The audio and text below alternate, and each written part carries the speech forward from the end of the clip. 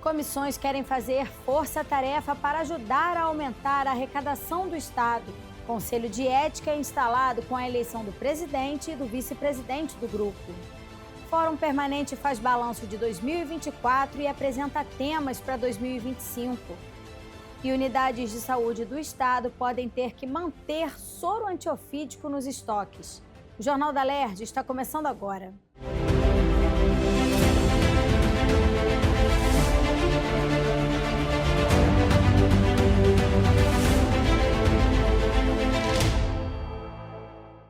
Boa noite. O Estado do Rio de Janeiro encerrou o ano de 2024 com um déficit de 2,4 bilhões de reais e sem perspectiva de aumento na arrecadação para 2025. Os dados foram apresentados pela Secretaria Estadual de Fazenda durante a audiência pública da Comissão de Orçamento da Alerj. Parlamentares querem fazer uma força-tarefa com a Comissão de Constituição e Justiça para que a Alerj vote projetos que possam ajudar a aumentar a receita estadual. O relatório apresentado pela Secretaria de Fazenda apontou que, apesar do déficit ter sido menor do que a previsão indicada na Lei Orçamentária de 2024, o Estado teve despesas nos últimos 4 meses do ano passado que impactaram as contas, como o pagamento de precatórios. Tanto a questão da atividade econômica, que o aumento do PIB representou, o barril do petróleo, embora tenha o Brent tido um resultado inferior, nós tivemos um aumento do câmbio, ou seja, um aumento do valor do dólar que conseguiu superar isso. A modalidade ADREM, que é a forma nova de cobrança sobre o combustível, a gasolina na monofasia, também ajudou muito a performar. E óbvio, naturalmente, também a questão do aumento da alíquota modal. Tudo isso contribuiu para que a gente tivesse um gap, uma diferença entre o que foi projetado no início do ano para o fim do ano menor. Mas ainda assim a gente teve um déficit e isso é o que está nos preocupando. Para esse ano, como eu disse, principalmente porque a gente sabe que essa atividade econômica não deve persistir no patamar que a gente teve no ano passado. E essa é a nossa atenção e esse vai ser principalmente o nosso trabalho, diante de que não só olhar com carinho e mais cuidado algumas despesas do Estado. No acumulado do ano, a receita líquida do Estado cresceu 2,5 bilhões de reais, devido principalmente ao crescimento das receitas tributárias, causado, entre outros fatores, pelo impacto da lei estadual que alterou alíquotas de ICMS. Ações do Parlamento Fluminense foram propostas pelos deputados durante a reunião, como, por exemplo, uma maior fiscalização de sonegadores fiscais e de devedores tributários. As perdas violentas de receitas que nós temos tido pela ineficiência das nossas barreiras fiscais. E está na mídia, PCC, Comando Vermelho, né, são hoje vanguarda na sonegação e na corrupção, principalmente em combustível, cigarro e bebidas.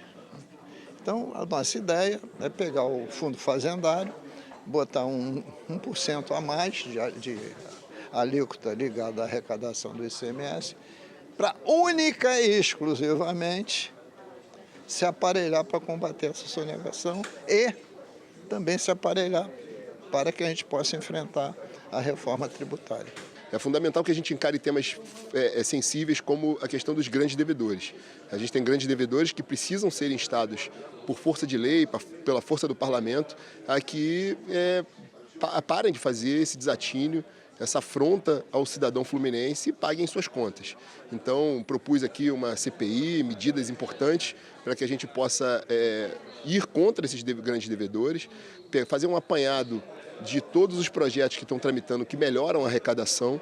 A gente vai fazer uma força-tarefa da Comissão de Orçamento com a Comissão de Constituição e Justiça para que a gente possa aumentar a arrecadação do Estado sem sacrificar o contribuinte. O presidente da Comissão de Orçamento, o deputado André Correia, também destacou que vai realizar uma audiência pública junto com a Comissão de Constituição e Justiça para discutirem estratégias tributárias que possam melhorar os valores dos produtos que compõem a cesta básica do Estado sem impactar nas contas do governo.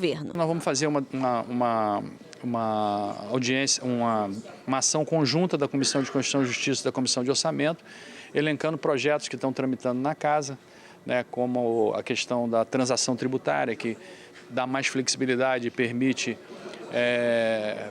através da negociação, aumentar a arrecadação do Estado. Segundo ponto, no momento que a gente está vivendo, de inflação dos alimentos, a gente também vai ter uma audiência conjunta da Comissão de Orçamento, audiência pública, com a Comissão de Constituição e Justiça, para que a gente faça uma discussão dos atuais componentes dessa cesta básica do Estado, né?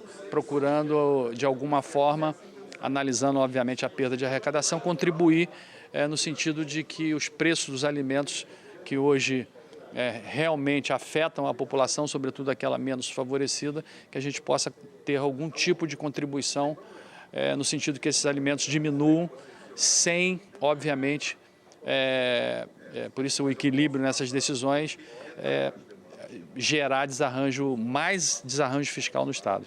O Conselho de Ética e Decoro Parlamentar da Alerj foi instalado na tarde desta terça-feira. Rocha foi reconduzido à presidência do grupo. Já a vice-presidência ficará com o deputado Marcelo Dino. O Conselho de Ética é formado por 7 membros titulares e 7 suplentes e atua na análise de denúncias de quebra de decoro por parte dos parlamentares da Casa. A função do Conselho é a gente manter a ordem na Casa. Os parlamentares têm dentro de si que tem que ter um comportamento adequado tanto dentro quanto fora. Então, além do Conselho aqui, a gente tem toda a corregedoria, todo o trabalho que é feito e a gente é só acionado em último caso. Que a gente espera que os 2 próximos anos, 70 deputados se comportem da maneira que a população espera e que a gente não seja acionado. A Secretaria Estadual de Defesa do Consumidor realizou nesta terça-feira o 2º dia da Jornada Brasil-Com. O objetivo é levar conhecimento à população sobre os direitos que cada cidadão tem na relação de consumo. O painel sobre hipervulnerabilidade do consumidor idoso foi o primeiro a ser debatido. O tema levantou a questão sobre a terceira idade ser frequentemente assediada por golpistas que se aproveitam da inocência dos idosos e da falta de conhecimento da maioria em relação às redes sociais e ao uso da internet. O tema foi considerado de alta relevância porque muitos idosos, ao adquirirem um bem, são enganados e não sabem a quem recorrer. Inúmeros problemas também acontecem em função de empréstimos feitos em nome dessas pessoas. Hoje, será que o idoso sabe que quando alguém liga ofertando alguma coisa, inclusive no Ceará nós conseguimos aprovar uma lei que proíbe a oferta de empréstimo a consumidores idosos, que uma selfie pode valer como uma assinatura? Então, na verdade, quando nós olhamos para essa hipervulnerabilidade, reconhecemos a hipervulnerabilidade, nós não estamos protegendo só as pessoas idosas, nós estamos protegendo todos nós. Nós estamos protegendo toda a nossa sociedade para que ela um dia possa vir a ser livre, justa e solidária, como determina a nossa Constituição. Com a meta de expandir o conhecimento para a população do Rio, a Secretaria de Defesa do Consumidor do Estado tem como objetivo levar para o interior o conhecimento quando o assunto é o direito à informação. Municípios do Norte Fluminense, regiões Serrana e dos Lagos, Sul Fluminense, Costa Verde, além da capital, estão com painéis sobre direito do consumidor. Alertar a cada um sobre a importância do direito que tem pode evitar aborrecimentos. Com isso, a gente tem outro fato inédito, mais um recorde, mais de 25 empresas participando, 25 empresas que aderiram presencialmente a essa renegociação de dívidas com o consumidor, e algumas outras online, porque muitas das vezes quando o fornecedor ele chega e não tem aquela empresa, não vai ser por conta disso que ele vai embora frustrado. Pelo contrário, nós abraçamos e trabalhamos a causa do consumidor. No segundo painel do dia, o debate foi sobre o protagonismo feminino nas relações de consumo, desafios e perspectivas na proteção de direitos.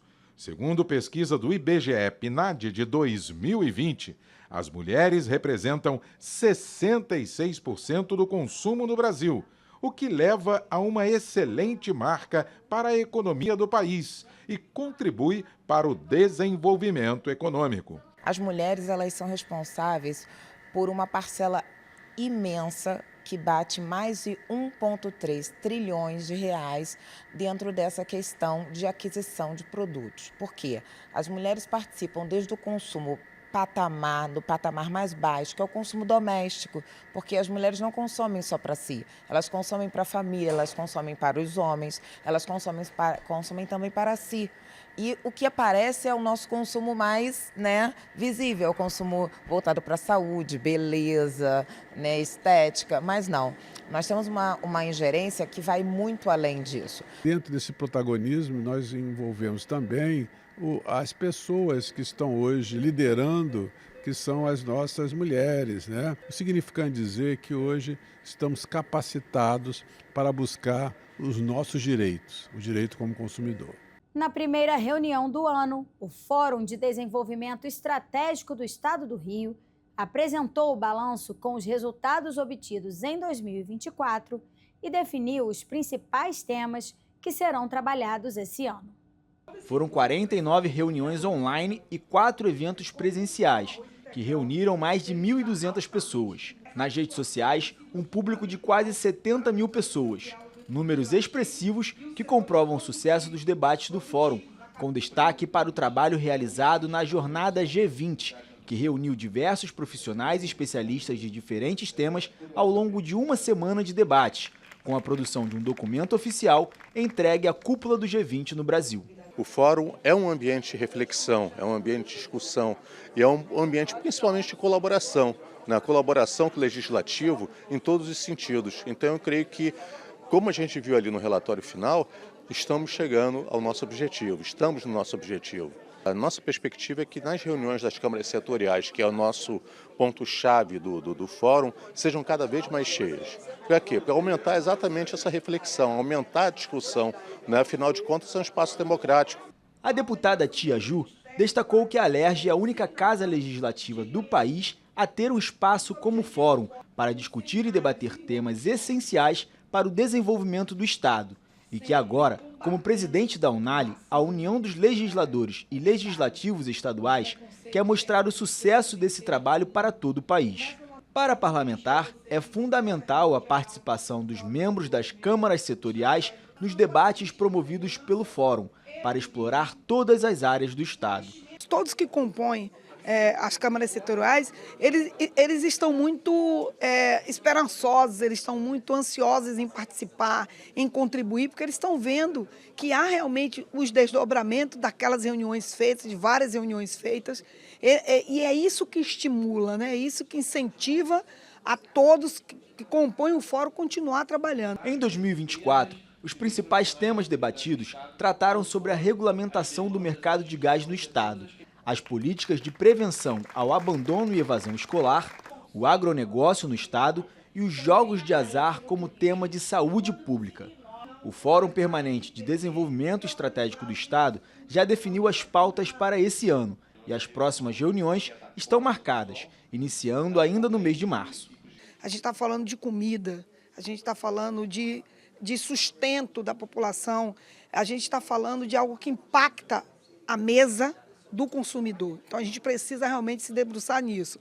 A questão ferroviária também, a questão do agronegócio, né? O agro, nós temos, o Rio de Janeiro é sim um potencial do agro. E o nosso turismo, que é a nossa galinha do ovos de ouro. E a gente pode crescer muito mais se a gente melhorar a perspectiva da segurança, dos turistas, a gente pode melhorar incentivando, estimulando cada vez mais esse espaço tão privilegiado do Rio de Janeiro, que é o turismo. O plenário aprovou hoje o projeto que obriga todas as unidades de saúde da rede estadual a ter nos estoques soros antiofídicos e outros imunobiológicos necessários para o socorro de vítimas atacadas por animais peçonhentos, como cobras, aranhas e escorpiões. Segundo o texto, o próprio Poder Executivo deve disponibilizar a estrutura para armazenamento desses medicamentos e realizar a fiscalização quanto à validade dos mesmos. Outra determinação da proposta é que todos os atendimentos realizados no Estado envolvendo esse tipo de ocorrência sejam devidamente notificados aos órgãos competentes. A matéria assinada pelo presidente da Alerj, deputado Rodrigo Bacelar, e mais 6 parlamentares, foi aprovada e segue para análise do governador. A participação de crianças e adolescentes em produções artísticas, de entretenimento ou publicitárias realizadas em plataformas digitais só serão permitidas com a autorização dos pais registrada em cartório ou com a emissão de um alvará judicial. É o que diz a proposta da deputada Tia Ju, que se baseia na garantia dos direitos previstos no Estatuto da Criança e do Adolescente. Segundo o texto, a autorização judicial vai determinar as condições do trabalho realizado pelos jovens influenciadores nos ambientes digitais, prevenindo a ocorrência de danos no processo de desenvolvimento, especialmente em relação à frequência e ao desempenho escolar. O projeto atribui às empresas que mantêm as redes sociais e as plataformas digitais e aos anunciantes a responsabilidade de buscar, junto ao Poder Judiciário, o alvará que vai permitir a realização desse tipo de trabalho. A matéria aprovada depende agora da sanção do governador para virar lei. É importante ressaltar que o judiciário também irá acompanhar e ficará de olho mesmo com autorização dos pais, porque nós sabemos que já houve vários casos de abuso. As crianças começam agora com a monetização, de repente esses responsáveis querem obrigar horas excessivas dessa criança expostas ali para que seja monetizada, tenha mais lucro, e aí a gente entra na questão de vulnerabilidade da criança, do excesso de trabalho, do trabalho ilegal da criança, e a lei visa essa proteção integral. E recebeu 2 emendas o projeto apresentado pelo deputado Daniel Librelon, que proíbe pessoas que tenham sido condenadas pelo crime de maus tratos aos animais de poderem adotar animais. Essa medida vai valer para as condenações que tenham transitado em julgado. O projeto agora retorna para análise das comissões. A deputada Marina do MST quer garantir às mulheres em estado de climatério ou menopausa um atendimento especializado nos postos de saúde e hospitais públicos do Rio de Janeiro. O texto prevê a distribuição de medicamentos hormonais e não hormonais, a realização de exames diagnósticos, capacitação dos médicos e acompanhamento psicológico para as pacientes. O projeto aprovado retorna a pauta para a segunda votação. O projeto de lei é para garantir que as mulheres nesse estado sejam atendidas nos postos de saúde e hospitais públicos, em todo o estado, com atendimento tanto ao diagnóstico, para que possam diagnosticar de fato o estado que estão, o que precisa ser tratado.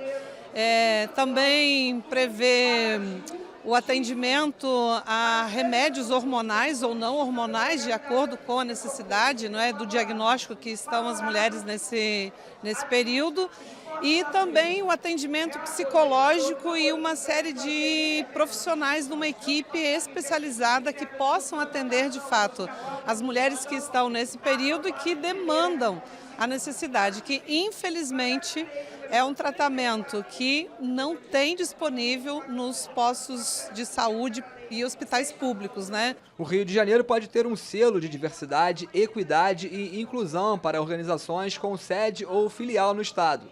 A ideia é incentivar o exercício da função social de organizações que gerem impacto positivo na sociedade através da contratação diversificada dos colaboradores e que tenham projetos sociais voltados para grupos vulnerabilizados. Para receber o selo, as empresas devem contratar os funcionários com carteira assinada. A certificação pode ser divulgada no site e nos produtos das empresas. A proposta, assinada pela deputada Dani Balbi, recebeu 30 emendas e retorna para análise das comissões. Se a gente promove a equidade, aqui eu recorto o caso das mulheres, mas pode ser estendido a outros segmentos vulneráveis, as próprias empresas, o ambiente corporativo melhoram.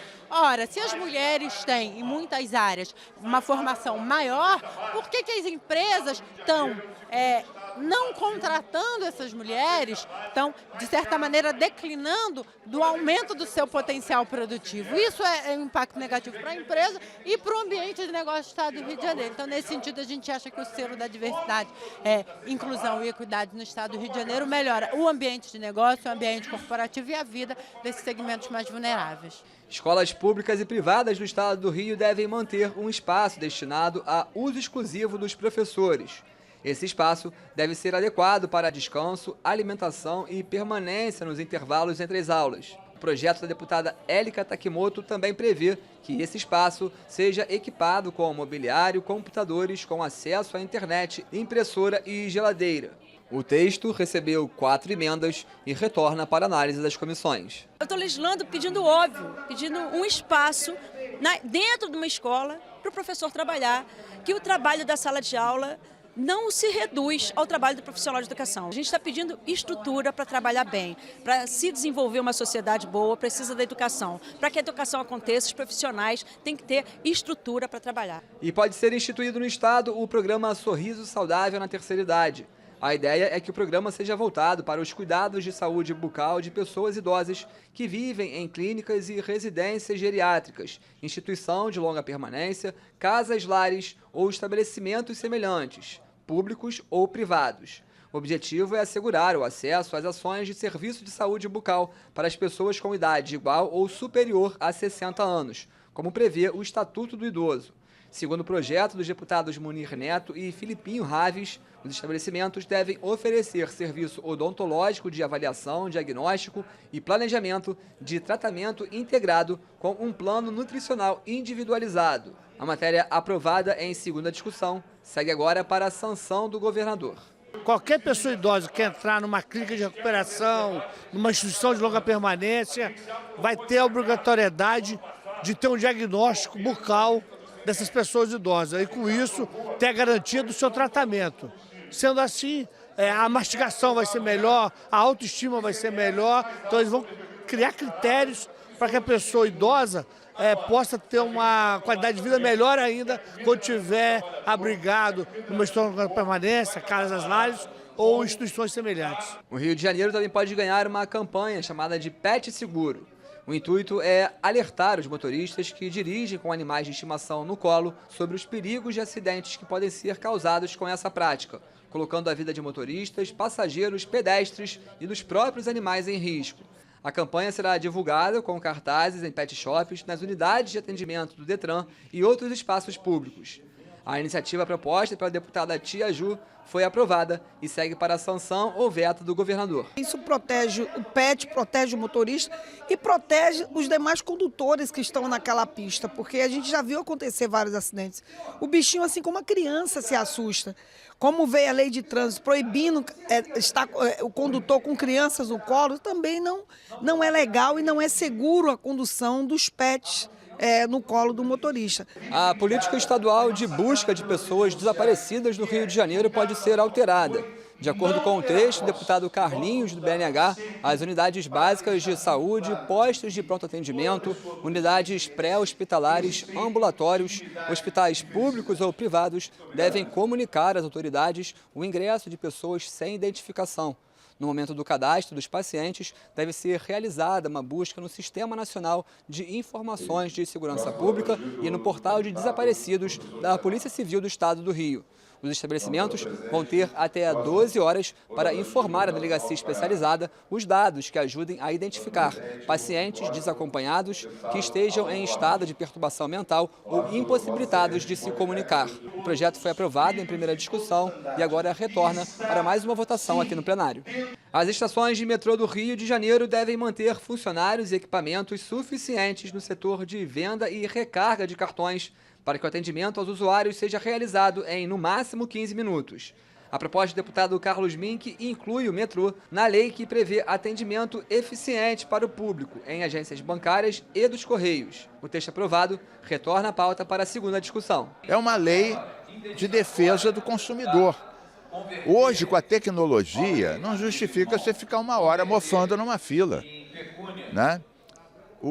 Quando você ganha tempo num transporte mais eficiente e nesse atendimento mais rápido, sobra mais tempo para você estudar, brincar com os filhos, praticar esporte, fazer trabalho comunitário, é o que a gente precisa. Já a deputada Carla Machado propõe a criação da caderneta da mulher no climatério e menopausa. A caderneta deve ser distribuída nas unidades da atenção básica e estratégia de saúde da família dos municípios fluminenses. Uma equipe multidisciplinar formada por profissionais de saúde deve abastecer a caderneta com informações de consultas, exames e orientações. A proposta foi aprovada em primeira discussão.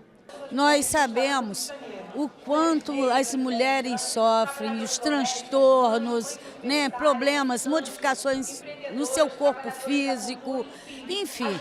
E a gente precisa fazer justiça e as mulheres precisam muito dessa sensibilidade do governo do Estado, e que não é uma coisa complicada, é uma coisa bem simples e para o seu bem-estar. Os candidatos reprovados no primeiro exame prático para a emissão da Carteira Nacional de Habilitação e que estejam matriculados em autoescolas podem ficar isentos do pagamento de uma nova taxa para repetir a prova. É o que diz o projeto do deputado Bruno Boareto, aprovado em primeira discussão. A matéria volta ao plenário para uma nova votação. É dar uma oportunidade ao cidadão de erro, né? A gente sabe que não é um documento barato, é um documento obrigatório no nosso país e um documento que custa mais do que o valor do salário mínimo nacional. Então, o cidadão comum, né, a dona de casa, o jovem já tem dificuldade em ter esse documento. E ninguém está isento de um dia ruim, né, de você chegar um pouco nervoso, para prova prática principalmente. Então o que ele visa é dar uma oportunidade de erro, uma oportunidade de uma segunda chance de não pagar esse Duda, mais essa taxa. O Jornal da Alerj fica por aqui. Você pode acompanhar a programação pelo nosso YouTube e pelas redes sociais. TV Alerj, o canal do povo. Uma boa noite para você e até amanhã.